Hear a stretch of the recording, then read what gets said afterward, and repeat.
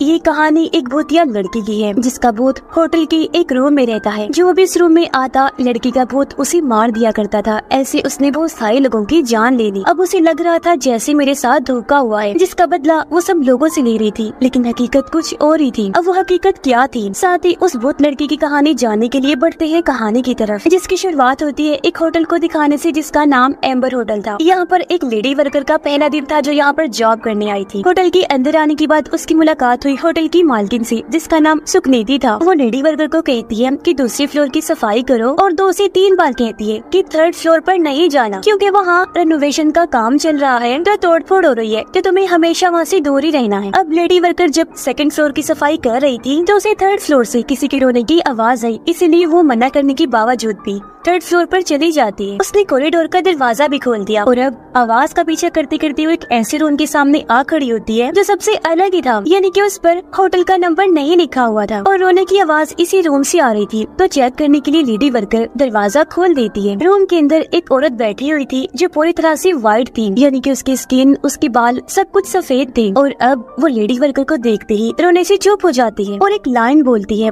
3 nights and midnight. अब ये line lady worker के लिए खतरनाक थी, तो डर की वजह से वो वहाँ से चली जाती है। अब 3 नाइट्स एंड मिडनाइट का मतलब क्या है ये हमें आगे चलकर पता चलेगा। अब 3 दिन के बाद वो लेडी वर्कर अपनी बेटी को बताती है कि जब से मैंने उस सफेद स्किन वाली लड़की को देखा है मेरे साथ अजीबोगरीब चीजें हो रही हैं। जैसे कि हमारे पड़ोस के एक आदमी ने अपने पैर में स्क्रू ड्राइवर घुसा लिया और मेरी आंटी ने भी अपनी जान ले ली। हमारी बिल्ली भी बगैर किसी वजह की मर गई और मुझे इन सब चीजों से बहुत अजीब लग रहा है। सारी बातें सुनकर उनकी बेटी कहती है कि मॉम ये बस आपका वहम है, क्योंकि जो हमारे पड़ोस में आदमी है उनका दिमागी तवाज़ुन ठीक नहीं है तो उन्होंने ऐसा कर लिया। करें बात आपकी आंटी की, वो तो कितने टाइम से मेंटल हॉस्पिटल में एडमिट थी, तो पागलपन की वजह से उन्होंने अपनी जान ले ली। और जो बिल्ली है उसका मरना तो तय ही था क्योंकि उसकी उम्र काफी ज्यादा हो गई थी। तो आप रिलैक्स रहिए, ऐसा वैसा कुछ भी नहीं है, लेकिन अगर आपको फिर भी डर लग रहा है तो सोने से पहले आप प्रेयर करके सोइएगा। अब लेडी वर्कर अपनी बेटी को कुछ कह नहीं पाती और उनकी बेटी वहाँ से चली जाती है। लेडी वर्कर अपने रूम में जाकर प्रेयर करने लगती है, लेकिन हम देखते हैं कि वही व्हाइट लड़की शीशे में से निकलकर लेडी वर्कर के पीछे आ जाती है। व्हाइट लड़की उसकी तरफ बढ़ने लगी, उसे डराने लगती है, लेकिन लेडी वर्कर उसे देख नहीं पाती। जैसे रात के 12 बजे लेडी वर्कर सोने गई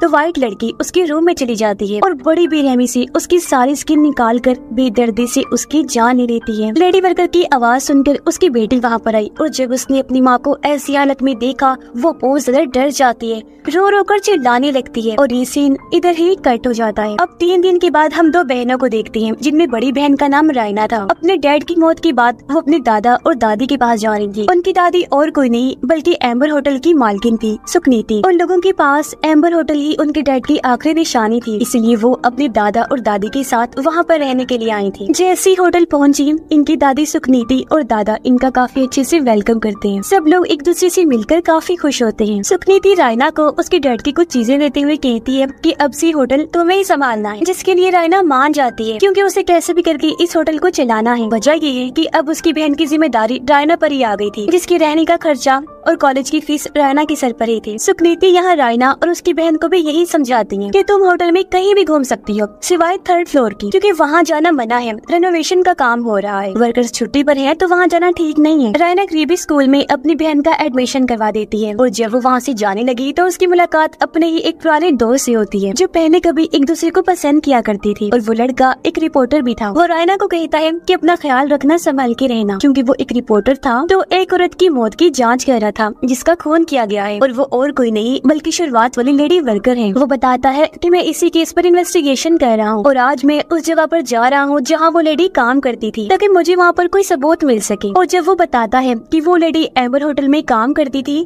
तो ये सुनकर रायना काफी चौंक जाती है, क्योंकि वो तो उनका ही होटल था जहाँ पर वो रहने आई थी। पर लेडी वर्कर की मौत वाली बात उनकी दादी सुकनीति ने उनसे छुपाई हुई थी, तो इसलिए अब वो रिपोर्टर रायना के साथ एम्बर होटल आ जाता है।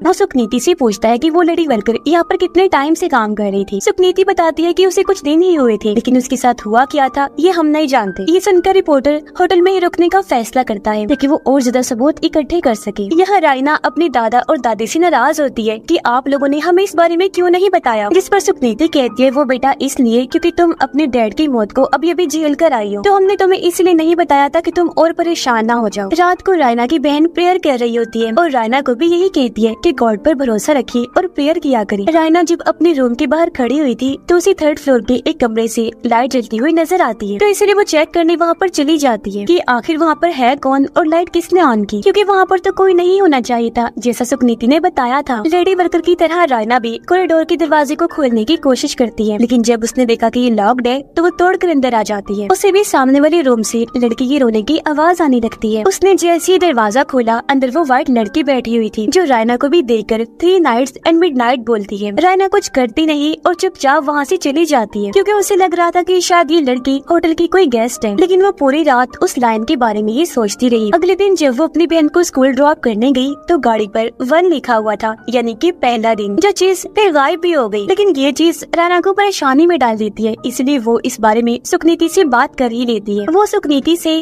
3 नाइट्स एंड मिडनाइट का मतलब पूछती है। वो बताती है कि कल रात मुझे 3rd फ्लोर के एक रूम से लाइट जलती हुई नजर आई। फिर जब मैं वहाँ गई तो मुझे किसी लड़की की रोने की आवाज आई। तब मैं उस रूम वाली गेस्ट को चेक करने गई कि क्या वो ठीक है। यहाँ रायना के मन में एक सवाल ये भी आ रहा था कि अगर 3rd फ्लोर पर कोई रह रहा था तो फिर सुकनीति ने ये क्यों कहा कि वहाँ रेनोवेशन का काम हो रहा है और वहाँ पर कोई नहीं है। मगर उसकी सारी बातें सुनकर सुकनीति काफी घबरा जाती है। उसे देखने से साफ लग रहा था कि वो 3rd फ्लोर के भयानक राज को जानती है, इसलिए वो हर किसी को वहाँ जाने से मना किया करती थी। लेकिन अब क्योंकि रायना वहाँ पर चली गई थी तो सुकनीति ये सोचकर भी काफी डरी हुई थी। उसे इस टाइम कुछ समझ ही नहीं आ रहा था कि मैं रायना को क्या कहूँ, और रायना वहाँ से चली जाती है। अब रायना अपनी बहन को स्कूल ड्रॉप करने के लिए चली जाती है। उनके जाने के बाद सुकनीति के पास उनका हस्बैंड आया। वो बताता है कि आज पुलिस हमारे होटल में आने वाली है, क्योंकि लेडी वर्कर की बेटी ने पुलिस को सब कुछ बता दिया है जो कुछ उसके साथ यहाँ हुआ था। तो पुलिस आकर इन्वेस्टिगेशन करना चाहती है। ये सुनकर सुकनीति दुखी होते हुए बताती है कि अब कुछ नहीं हो सकता, क्योंकि रायना भी 3rd फ्लोर पर चली गई है और उसने वो रूम खोल दिया है। जो सुनकर उसका हस्बैंड भी काफी डर जाता है। दोनों सोच में पड़ जाते हैं कि अब हम क्या करेंगे। लेडी वर्कर की मौत की खबर हर जगह फैल गई थी। पुलिस भी यहाँ पर इन्वेस्टिगेशन करने आ चुकी थी, और जब ये बात सभी गेस्ट को पता चलती है तो वो वहाँ से जाने लगते हैं। यहाँ पर रिपोर्टर भी था और सारी चीजों की इन्वेस्टिगेशन कर रहा था। तभी यहाँ पर रायना भी आ जाती है। अब एक फोन की घंटी बजती है जिसे रायना उठाती है। उसे कहा गया कि उसी रूम में टॉवल पहुंचाओ, तो अब टॉवल रायना ही देने जाती है। उसने देखा कि रूम में तो कोई नहीं है, लेकिन अब बाथरूम से रोने की आवाज आ रही है, और जब वो बाथरूम को चेक करने गई, हैरत, वहाँ पर कोई भी नहीं था। अब तभी रूम वाले फोन की घंटी बजती है जिसे रायना फिर से उठाती है। आगे से कोई बोल रहा था कि अगर वो बाथरूम में नहीं है, रूम में नहीं है, तो फिर ये सोचो कि वो रूम में छुपी हुई कहाँ है। ये सुनकर रायना काफी डर जाती है। वो जल्दी से रिसेप्शन पर कॉल करके पूछती है कि इस वाले रूम में कौन रुका हुआ है। तब उसे पता चलता है कि कोई भी नहीं, वो रूम तो खाली है। चेक करने पर रायना को वही लड़की अब पर्दों के पीछे चलती हुई नजर आती है। देखते देखते वो लड़की अब कारपेट के नीचे आ गई और तेजी से रायना की तरफ बढ़ने लगती है। रायना ने उसे देख लिया था। ये व्हाइट बालों वाली लड़की थी जिसकी आंखें लाल रंग की थी और वो बहुत डरावनी लग रही थी। उसे देखकर रायना बहुत डर गई, जल्दी से रूम से बाहर आ जाती है। तभी यहाँ पर रिपोर्टर भी आ गया जो रायना को संभालता है। रायना उसे सब कुछ बता देती है जो अभी अभी उसके साथ हुआ। रिपोर्टर जब चेक करने रूम के अंदर गया तो सब कुछ वैसा का वैसा ही था, यानी कि सब नॉर्मल था। वहाँ ऐसा वैसा कुछ भी नहीं था जो रायना बता रही थी।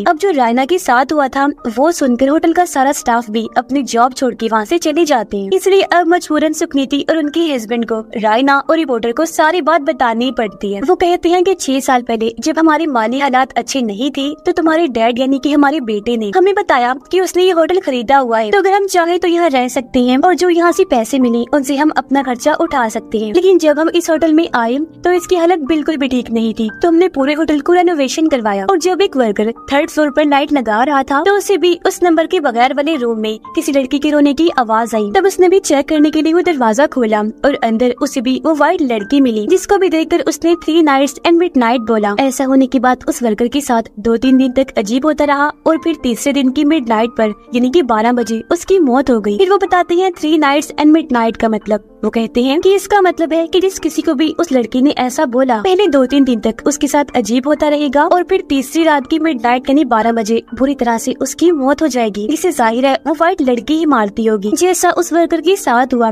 उसने 12 बजे अपना सर दीवार पर मार मार कर बुरी तरह से अपना सर बॉडी से अलग कर दिया। आगे उन्होंने बताया कि वर्कर की मौत के बाद हमने होटल में एक शमन को बुलाया, यानी जो बहुत आत्माओं को भगाने का काम करते हैं। जहाँ शमन भी इतना डरा हुआ था कि उसके अंदर हिम्मत नहीं थी कि वो उस रूम में जाए। इसलिए शमन ने हमें कहा कि हम हमेशा इस वाले रूम को बंद रखें ताकि कोई भी उस व्हाइट लड़की के भूत को जो इस रूम में रहता है उसे देख सके या सुन सके, और ना यहाँ पर कोई आ सके जिसे वो लड़की मार दे। लड़की के भूत ने यहाँ पर कब्जा इसलिए किया हुआ था क्योंकि ये उसी का रूम था शुरू से, जिसका मतलब साफ है कि उसके भूत को वहाँ से निकालना नामुमकिन था। और यही वजह थी कि वो लोग पूरे ही 3rd फ्लोर को बंद रखते थे, वहाँ पर किसी का भी जाना मना था। लेकिन जैसे उस लेडी वर्कर ने रूम को खोला बस तब से सब होने लग गया। ये सारी बातें सुनकर रायना और रिपोर्टर काफी परेशान हो जाते हैं। लेकिन यहाँ पर रायना अपना सोचने की बजाय अपनी बहन की फिक्र करने लगती है और कहती है कि मुझे उसकी टेंशन हो रही है, हमें कैसे भी करके उसे उस रूम में जाने से मना करना है, उसे वहाँ नहीं जाने देना, किसी भी सूरत वो वहाँ पर जाने नहीं चाहिए। रायना की बहन को स्कूल में दिखाया जाता है जब वो लैब में कोई जरूरी सामान लेने गई थी, तब उसे भी अजीब आवाजें सुनाई देने लगती हैं और तभी वहाँ पर रखा हुआ स्टैचू जिंदा हो जाता है। वो इधर से उधर हरकत करने लगता है। वो कैंची लेकर रायना की बहन की तरफ बढ़ने लगा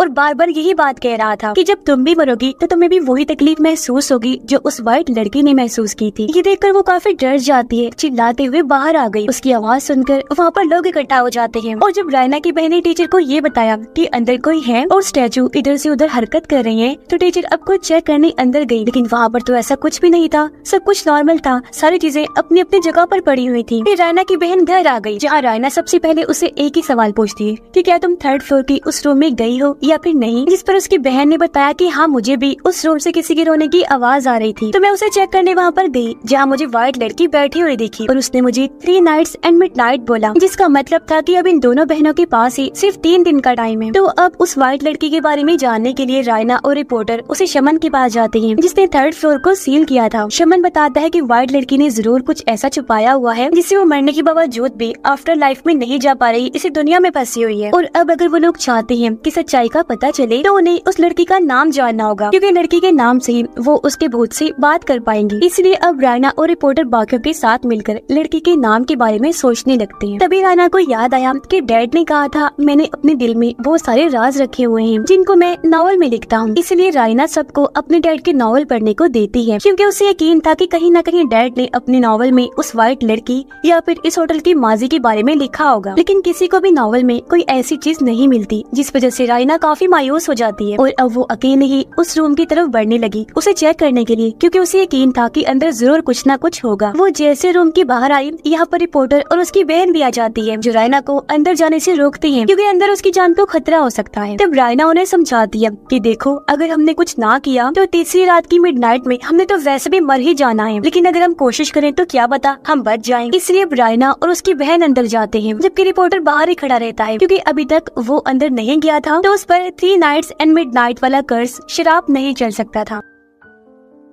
रूम में आने के बाद रायना और उसकी बहन अलग अलग होकर वहाँ हर तरफ सबूत ढूंढने लगती है, जहाँ उनकी नजर एक सूखे हुए सफेद फूल पर पड़ती है। रायना की बहन बाथरूम में गई उसे चेक करने, जहाँ शीशे में वो उस लड़के के भूत को देखती है जो उसे डरा रही थी। रायना बेड के नीचे चेक करने गई, जहाँ पर उसे एक पेपर का टुकड़ा मिला जिस पर एंजल लिखा हुआ था, जिसे रायना अपने पास रख लेती है और उसे दिखाने अपनी बहन के पास जाने लगी। लेकिन उसने देखा कि मेरी बहन तो पोजेस हो चुकी है, यानी लड़की की आत्मा अब उसकी बहन के अंदर आ गई थी। रायना उसे होश में लाने की कोशिश करती है, लेकिन उसकी बहन के सर पर अब एक चेहरा आ गया था, इसलिए वो रायना पर हमला कर देती है, अपना सर दीवार पर मारती है और दीवार के ऊपर चढ़ जाती है। वो बहुत भयानक लग रही थी। उसकी चिल्लाने की आवाज सुनकर रिपोर्टर भी अंदर आ गया, जहाँ वो किसी तरह उसे पोजेशन से तो बाहर ले आता है, लेकिन वो खुद भी काफी जख्मी हो गया था। अब रायना की बहन तो बिल्कुल ठीक हो गई थी, लेकिन तभी इन्हें अपने सामने व्हाइट लड़की का भूत खड़ा हुआ नजर आया, जो फिर से बोलती है 3 नाइट्स एंड मिडनाइट, जो लाइन उसने रिपोर्टर के लिए बोली थी, यानी कि अब वो कर्स उस पर भी चल गया था, क्योंकि वो इस रूम के अंदर जो आ गया था। लेकिन वो तीनों जल्दी से भागकर रूम से बाहर आ जाते हैं। तभी इन्होंने देखा कि 12 बज गए हैं, यानी कि रायना और उसकी बहन का दूसरा दिन शुरू हो गया था, जबकि रिपोर्टर का आज पहला दिन था, जिस वजह से तीनों ही अपनी अपनी जिंदगियों को लेकर परेशान होने लगी,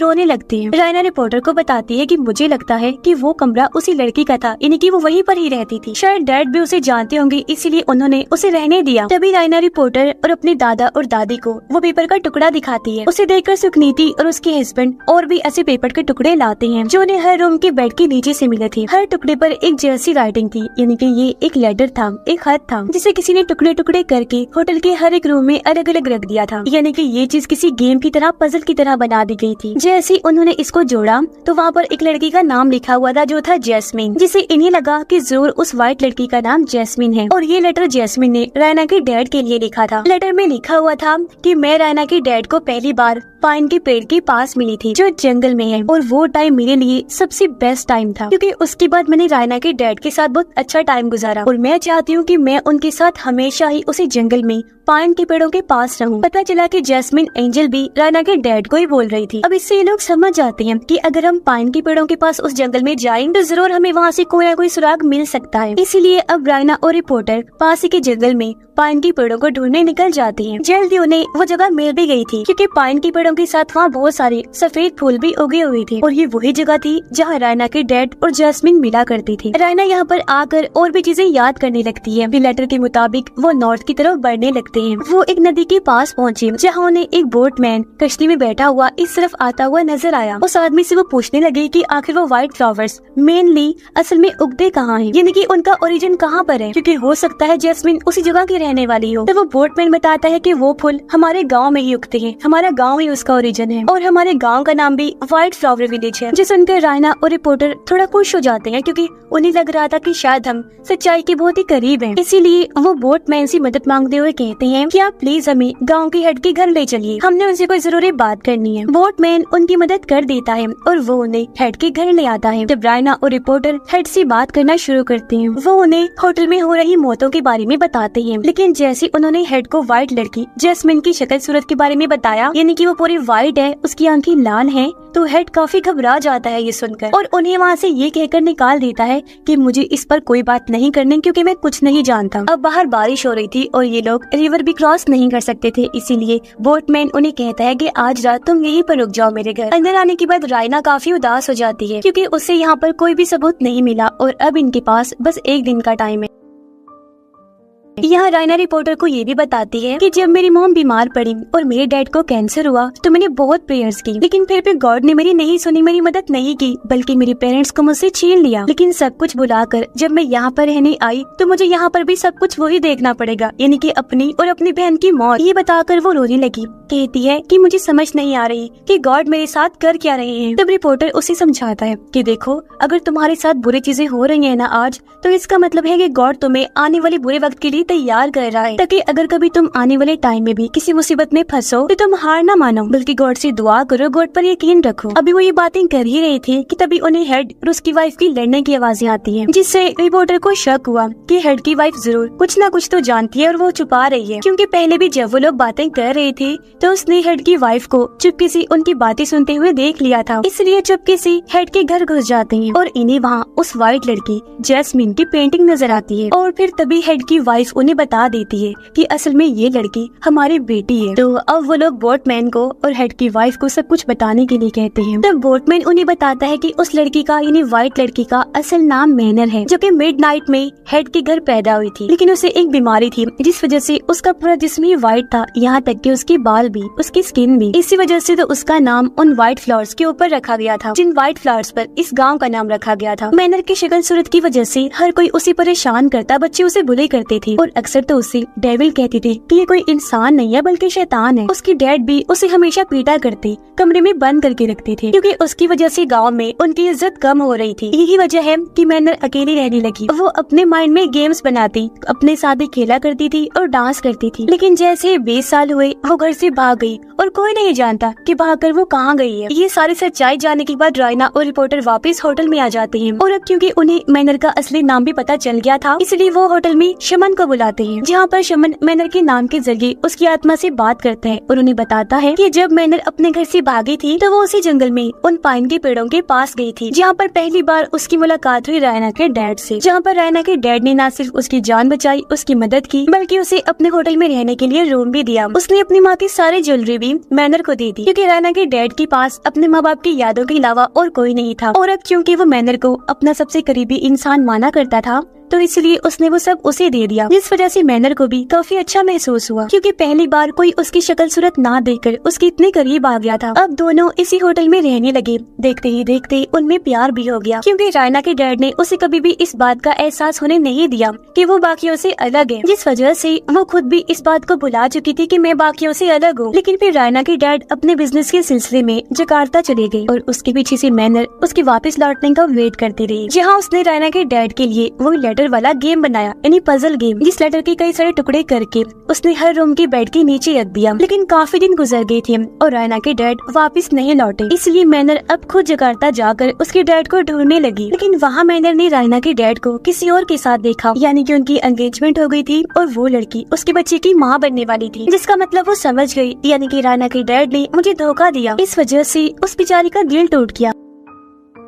होटल वापस आकर उसने चाकू से अपने जिस्म की सारी जिल्द निकाल दी, क्योंकि इस तरह दिल तोड़कर रायना के डैड ने उसे ये एहसास दिला दिया था कि वो सच में बाकियों से अलग है, वो किसी के काबिल नहीं और ना ही कोई उसे कबूल कर सकता है। सिर्फ अपने शक्ल सूरत की वजह से वो हमेशा अकेली रहेगी, इसलिए वो लगातार 3 दिन तक अपने जिस्म से अपने स्किन को अलग करती रही। फिर जैसे ही तीसरी रात की मिडनाइट आई तो दर्द में तड़प तड़प कर उसकी मौत हो गई। ये सुनकर रायना और रिपोर्टर को काफी दुख भी हुआ, साथ ही वो काफी डर भी जाती है और शमन से पूछती है कि अब हम इन सबको ठीक कैसे कर सकते हैं। जिस पर शमन कहते हैं कि अब तुम्हें मैनर का टूटा हुआ दिल जोड़ना है, यानी कि अब उन्हें मैनर की लाश ढूंढनी होगी कैसे भी करके, जिसमें उन्होंने मैनर की लाश को किसी ऐसी चीज से जोड़ना है जो जिंदा चीज का काम करे और मैनर इन्हें माफ कर दे। लेकिन जब उन्होंने शमन से पूछा कि हम ये काम करेंगे कैसे, तभी आकर मैनवी आत्मा ने शमन पर हमला कर दिया। वो उसकी गर्दन पकड़ लेती है और बुरी तरह उसका सर जिस्म से अलग करके उसे मार डालती है, जो सीन बहुत ही भयानक था। और अब उसका असली रूप देखकर रायना और रिपोर्टर भी बहुत घबरा जाते हैं। रायना काफी टेंशन में भी थी, क्योंकि सब कुछ ठीक करने के लिए उनके पास टाइम बहुत ही कम बचा था। तभी रायना की बहन की नजर बेड के नीचे पड़ी उसके डैड की सामान पर गई। उसमें एक किताब थी जिस पर लिखा हुआ था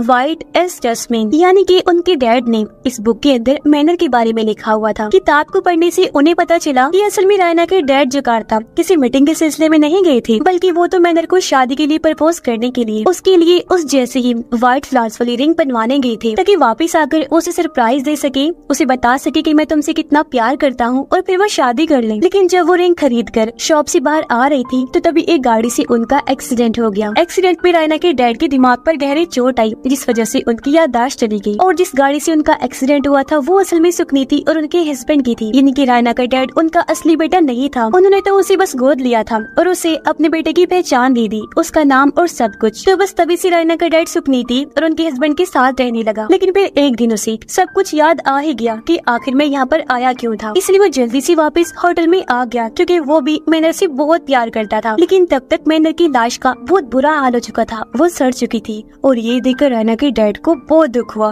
वो पूरी तरह से टूट गई। वो हर टाइम यही सोचती रहती है कि काश उस दिन मैं मैनर को सब कुछ बता देता, सच मैं तुमसे कितना प्यार करता हूँ और तुम्हें सरप्राइज देने के लिए ही मैं जा रहा हूँ। इससे होता ये कि आज वो खुद के साथ ऐसा ना करती और ये दोनों साथ होते और उन्होंने शादी कर ली होती। लेकिन अब क्योंकि मैनर की मौत हो चुकी थी, वो जा चुकी थी, इसलिए रायना के डैड उसकी लाश को होटल के बेसमेंट में बने एक सुरंग में ही दफन कर देते हैं ताकि वो बरी हो सके। कब्र के ऊपर उसने वही व्हाइट फूल वाली रिंग की तस्वीर बना दी जो उसने मैनर के लिए बनवाई थी, ताकि इससे मैनर की आत्मा को सुकून मिल सके और उसकी कब्र हमेशा यहीं पर रहे जहाँ उसने मैनर के साथ अपने इतनी सारी और इतनी प्यारी यादें बनाई। जिसके बाद रायना के डैड हमेशा के लिए इस होटल से दूर चले गए, क्योंकि वो हमेशा इस दुख में रहकर अपनी जिंदगी नहीं जी सकते थे। ये सब देखकर रायना और उसकी बहन समझ गई कि इसका मतलब है कि डैड ने कभी मैनर को धोखा दिया ही नहीं था, बल्कि वो तो उसे इतना प्यार करते थे। मगर सच जाने से पहले ही मैनर की मौत हो गई। तो अब उन्हें कैसे भी करके मैनर को सारी सच्चाई बतानी होगी। जहाँ तभी उन्हें शमन की कही बात याद आती है कि उन्हें मैनर की लाश को किसी ऐसी चीज के साथ जोड़ना होगा जो जिंदा चीज का काम कर सके। और अब उस जिंदा चीज का काम करने वाली थी ये रिंग, जिससे वो मैनर की लाश को पहनाकर उसका टूटा हुआ दिल जोड़ सकती थी, जिससे वो भी सच्चाई जान ली कि रायना के डैड ने उसे कितना प्यार किया था और कभी धोखा नहीं दिया था। जिसके बाद रायना और रिपोर्टर होटल के बेसमेंट में आ जाते हैं। वो पूरी तैयारी करके आए थे ताकि टनल के अंदर उसकी कब्र को ढूंढ सके। जिसके बाद वो सुरंग में अलग अलग जाकर मैनर की लाश को ढूंढने लगते हैं। लेकिन तभी यहाँ पर मैनर की आत्मा भी आ जाती है, क्योंकि वो उन्हें इतनी आसानी से ये काम करने नहीं दे सकती थी। वो इनका टाइम जाया करने के लिए रिपोर्टर को पोजेस्ट कर लेती है। उसके जरिए वो रायना को गलत रास्ता बताती है। लेकिन बहुत जल्द रायना को पता चल गया कि रिपोर्टर पोजेस्ट है और अगले ही पल वो रायना पर हमला कर देता है, जिसे बचकर वो उससे दूर भाग जाती है। लेकिन रायना अपने बचाव में रिपोर्टर पर हमला करके उसे जख्मी कर देती है, ताकि अगर मैंने उसे पोजेस्ट भी कर ली तो वो उसके करीब ना आ सके। जिसके बाद एक बार फिर से रायना कब्र को ढूंढना शुरू कर देती है।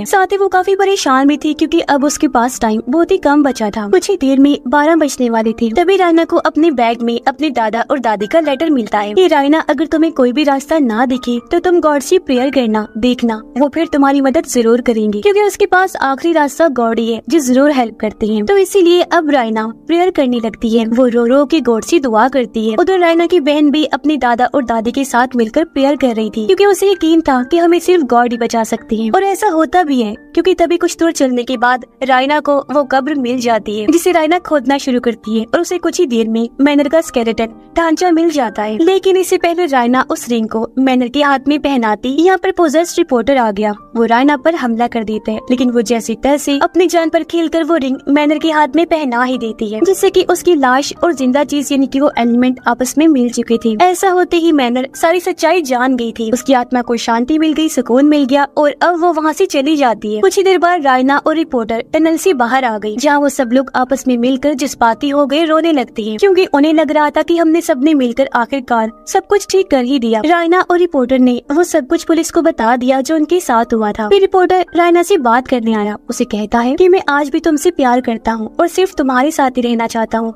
ये कहकर वो उसे शादी के लिए प्रपोज करता है, जिसे रायना कबूल भी कर लेती है और हाँ बोल देती है। रिपोर्टर अभी भी उस होटल में ही था और वो फोन पे रायना से बात कर रहा होता है कि कल हम अपनी शादी की डिस्कशन करेंगे। और अब जैसे रिपोर्टर ने फोन बंद किया, हम देखते हैं कि एक बार फिर मैनर की आत्मा शीशे से निकलकर बाहर आती है। इस टाइम घड़ी में 12 बज रहे थे, यानी कि रिपोर्टर की 3 नाइट्स पूरी हो गई थी और ये मिडनाइट का टाइम था। इसलिए मैनर उसके पूरे जिस्म से उसकी सारी स्किन निकाल देती है और बड़ी बेदर्दी से उसकी जान ले लेती है। फिर अगले दिन रायना जब उसे नींद से जगाने आती है तो वो रिपोर्टर की ऐसी हालत देखकर काफी डर जाती है। वो दुखी भी थी, रोने लगती है। वो इस बात से काफी परेशान हो रही थी कि उन्हें लग रहा था कि हमने सब कुछ ठीक कर दिया है और मैनर जा चुकी है, लेकिन असल में ऐसा कुछ भी नहीं हुआ था। वहाँ पर पुलिस और एम्बुलेंस आई जो रिपोर्टर की लाश को वहाँ से ले जा रही होती है और ये चीज छत पर खड़ी रायना और उसकी बहन देख रही होती है। यह रायना अपनी बहन से पूछती है कि अगर मैनर ने रिपोर्टर को ही मारना था तो उसने हमें क्यों नहीं मारा, तुम्हें और मुझे जिंदा क्यों छोड़ दिया। और अभी हालांकि उसने सच जान लिया है, लेकिन वो फिर भी इस दुनिया में क्यों है, यहाँ से क्यों नहीं जा रही। इस पर रायना की बहन कहती है कि बेशक हमने ऐसा करके उसका दिल तो जोड़ दिया, लेकिन अभी भी मैनर वो चीजें नहीं भूली थी जो उसके साथ बाकी लोगों ने की। उसका दिल दुखाया, उसे परेशान किया उसकी शक्ल सूरत की वजह से, क्योंकि हमारे डैडी थे जो उससे प्यार करते थे, बाकी सब तो उसे नफरत ही करते थे ना, उसे बुरा समझते थे। तो अब जब तक वो उन सब लोगों से बदला नहीं ले लेगी, वो यहाँ से कभी नहीं जाएगी। और क्या पता वो जाएगी ना, क्योंकि उसने उस रूम में ही अपनी जान ली थी। तो ऐसा करने वाले लोगों के लिए अगली दुनिया में भी कोई जगह नहीं होती। उनकी आत्मा को कभी सुकून नहीं मिलता और वो हमेशा से ही दुनिया में फंसे रह जाते हैं। जैसे कि मैनर को ही देख लो, वो वहाँ फंसी हुई है। अपनी बहन की सारी बातें सुनकर रायना काफी हैरान रह जाती है। वो सोचती है कि आखिर मेरी बहन को ये सारी बातें कैसे बताएं। और फिर तभी रायना की बहन रायना की तरफ देखती है, जिसकी आंखें एकदम लाल थी, यानी कि मैनर ने उसे पोजेस्ट किया हुआ था, वो उसके अंदर आई हुई थी। और अब तक रायना की बहन जो बोल रही थी वो उसे मैनर ही बुलवा रही थी, जहाँ वो उनसे ये भी कहती है कि तुम्हारे डैड ने हाँ सच में मुझसे सच्चा प्यार ही किया था, इसलिए अब से पूरी जिंदगी मैं तुम्हें कुछ नहीं कहूंगी, कोई नुकसान नहीं पहुँचाऊंगी, क्योंकि तुम दोनों उनकी बेटियां जो हो। जिसके बाद रायना और उसकी बहन अपने दादा और दादी के साथ हमेशा के लिए उस होटल को छोड़कर चली जाती हैं। साथ ही पुलिस ने भी उस होटल को अब पूरी तरह से सील कर दिया था, क्योंकि यहाँ पर इतनी सारी मौतें जो हुई थी। और अब 2 पुलिस वाले 3rd फ्लोर को चेक करने आए। वो उसी मैनर वाले कमरे में जाते हैं जहाँ अंदर मैनर बैठी हुई थी, और उनको देखते ही वो कहती है 3 नाइट्स एंड मिडनाइट, यानी कि वही मौत वाली लाइन बोलती है। यानी कि ये सिलसिला अब इस होटल में शुरू होने वाला था फिर से। मैनर हमेशा के लिए इस होटल रूम में रहने वाली थी, तो वो लोगों को ऐसी मारती रहेगी जो भी यहाँ पर आएगा। यानी कि ये चीज बहुत खतरनाक थी। इसी भयानक एंडिंग के साथ ही ये कहानी भी इधर ही खत्म हो जाती है।